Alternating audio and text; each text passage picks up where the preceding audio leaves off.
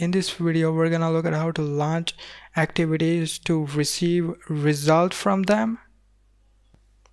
In the last video, we saw how to use startActivity function to start other activities. But if you wanted to start activity to receive result, we use another function called startActivityForResult.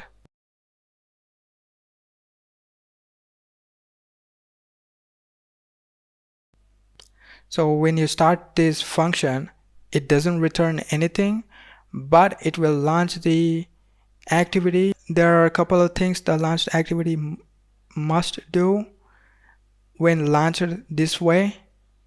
First, it needs to set the result to send back, and it needs to close itself. When the launched activity closes, onActivity lifecycle method of the activity that launched this activity will be invoked, passing in the result the launched activity as generated. So this is the general overview of the things we are going to be doing in this video. Let's see this in action. First, we need to call the startActivityForResult function. It's easier to call this function inside a method of the main activity. I'm going to create a function called openZen of Python. Now we can call the startActivityForResult inside of this function.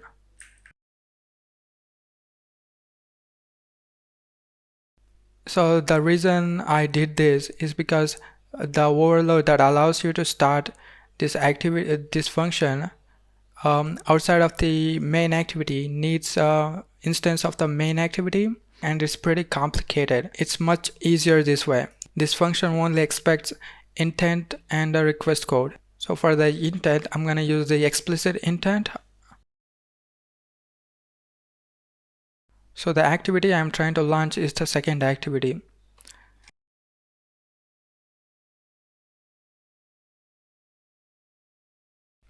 I'm going to pass the intent and then the request code. Request code is used to differentiate between each request for result. So for now, the request code accepts integers, so we can just pass any numbers, but instead I'm going to pass a variable, so we can then use that variable anywhere if we wanted to refer to the value. I'm just going to call this variable Zen and assign 10. That's pretty much it. Now we just need to call this function. I'm going to create a button.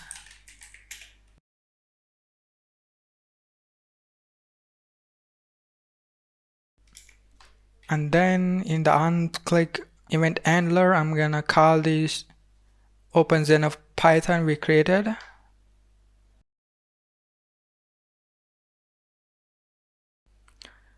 So when we click on the button, it will run the startActivityForResult. This startActivityForResult doesn't return anything, but it will start the activity. Now it's the job of the startActivity to return the data and close itself. You can set the data to return using setResult function. This function expects a result code and data, which is an intent. So we can create the data we want to pass using intent. So here the intent's job is to bundle the data, so we can use the properties of the intent object to assign some data. Let's create an intent object.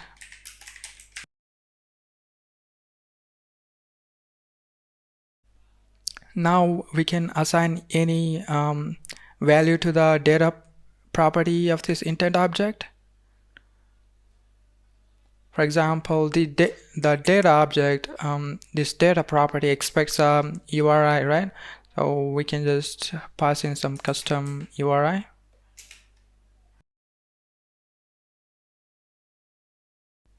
Here I passed a string to URI.parse This will create a URI object for us from a string value. Additionally, like we learned in the previous video, we can set Kotlin data type using intent put extra.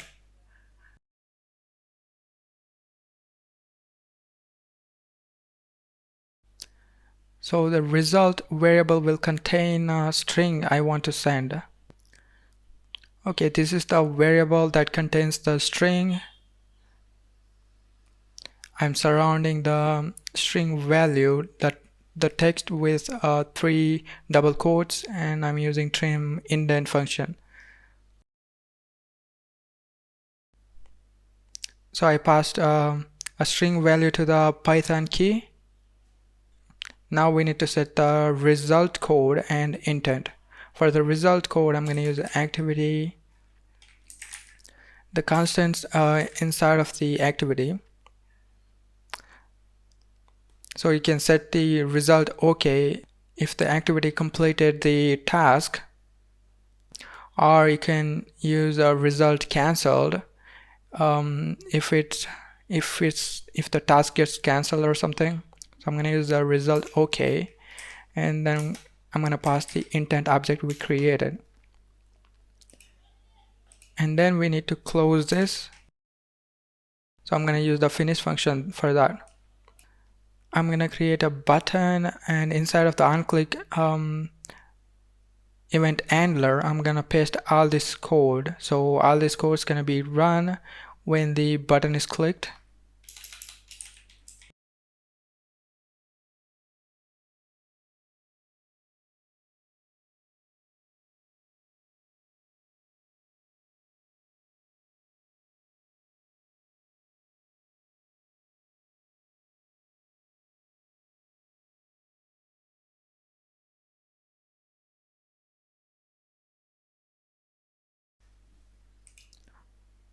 Okay, so now when we click the button, all this code is gonna run, the intent object is gonna be created, and we're gonna set the result by passing in a code and the intent object, and then this activity is gonna be closed.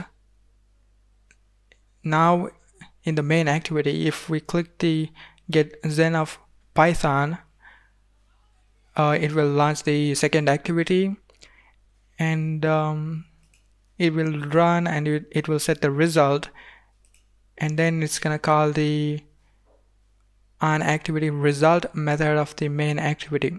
So we need to create that. So we need to override that lifecycle method.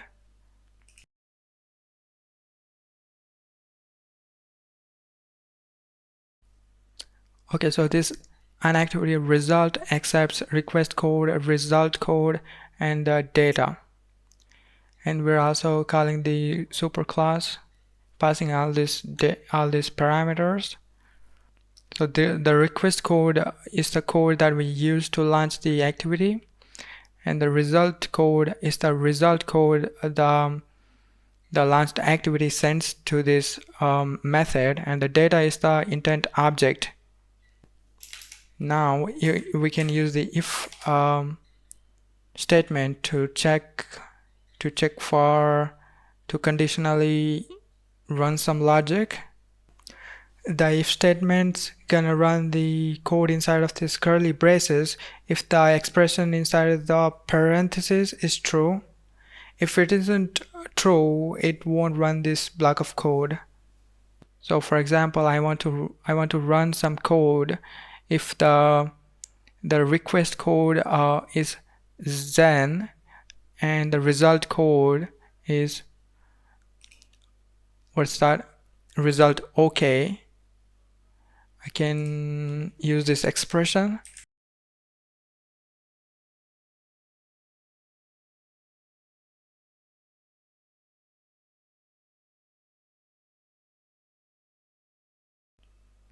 This expression checks if the result code is equal to Zen, a variable, and result code is also equal to result OK.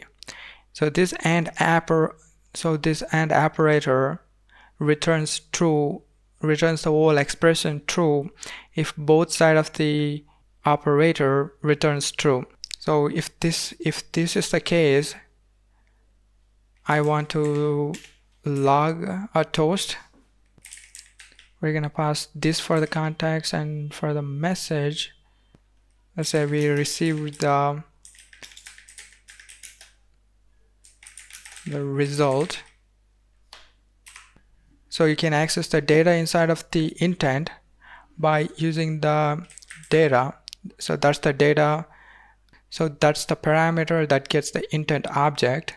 Inside of this intent object, since this is a nullable type, we need to use the question operator. And then if I wanted to get the data types added to the put extra method, I need to use the get string extra, and I need to pass the key we used. So it's a Python, and this will give us the string we set to this key. I'm gonna replace this text with that, and that's pretty much it. Let's try running it.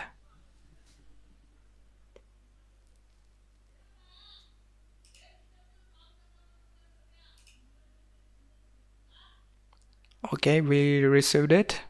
So instead of using the toast, you might also want to set the result to some variables. So in the main activity, I'm gonna create a mutable state.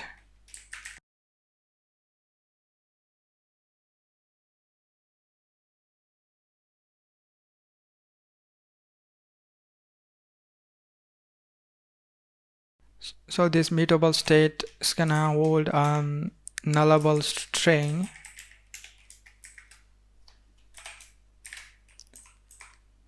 For the initial value, I'm gonna pass in null. We might want to make this a mutable variable. So here I'm gonna replace that value with the result. So this is the line of code that gets the result. This is the variable I used to create the mutable state. So I'm gonna set the value to the result.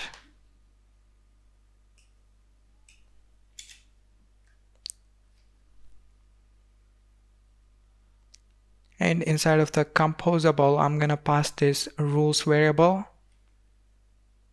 So we can actually use the rules variable just like this. So we might as well go ahead and start creating the card component. I want to display the result inside of the card component.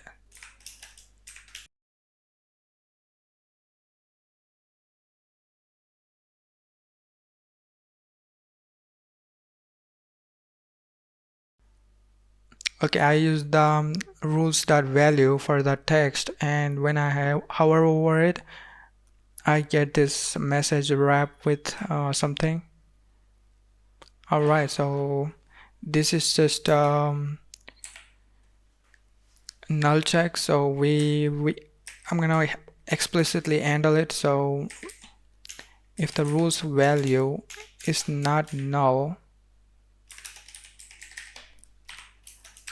then create this card component. Now we don't need all this. Alright, let's try running this once again.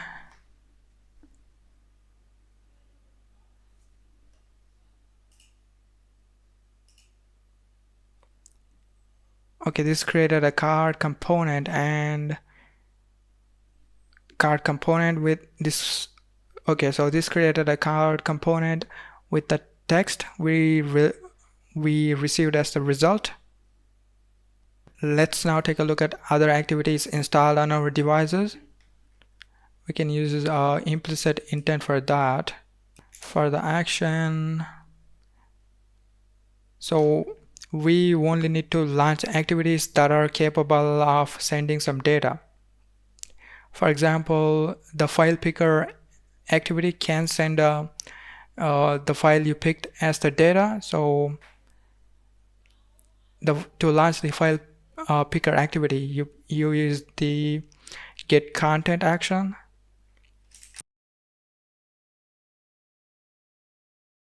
So we might also need to set the MIME type.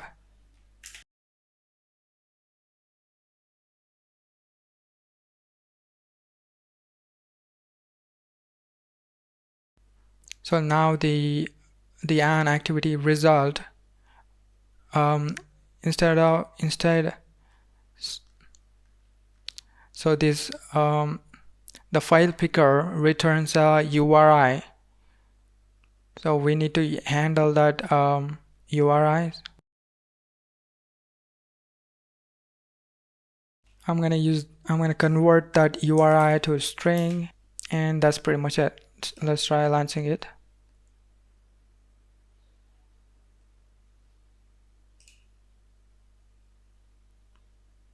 Okay, this is the file picker activity that launched. Now we just need to pick a file, and there we go. We got this result. So the data is the intent, right? Probably we want to access the data property and then to string. So they set the data to the data property. Kind of confusing, but all right. So we get content a URI. So we got URI with content scheme. Okay, so this is how you would launch an activity and receive the data the activity might send back. I showed you how to make activity you have created send data back using the set result, and we also saw how to launch an activity that is capable of sending some data back. You might need to look on the internet what system activities are capable of sending some data back. As I said at the beginning of this video, this method is not recommended in modern Android development. This method is pretty much rendered obsolete by the newer ActivityResult API. We're gonna look at that in the next video. The reason we don't use this method anymore is because the activity that launched the second activity for whatever reason gets closed, then the launched activity can't send data back to the initial activity that started it. Since the instance of the initial activity doesn't exist, the launched activity can't send data back. This might lead to bugs or memory leaks, so it's no longer recommended to use this method. Instead, we use a newer API. In the next video, we're gonna look at how the newer API handles this issue. That's it for today.